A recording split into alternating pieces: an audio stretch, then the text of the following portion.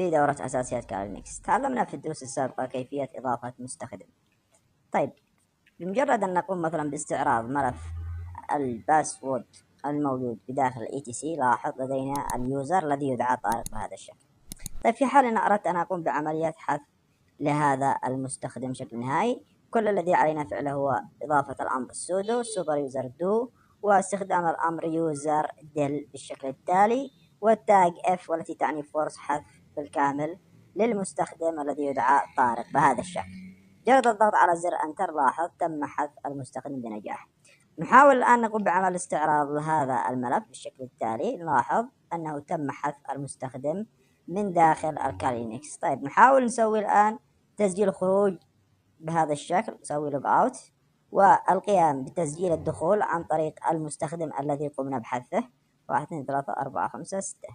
سوي لوج ان، لاحظ معي بهذا الشكل تم حذف المستخدم من داخل الكالي لينكس. تحياتي لكم والسلام عليكم ورحمة الله وبركاته.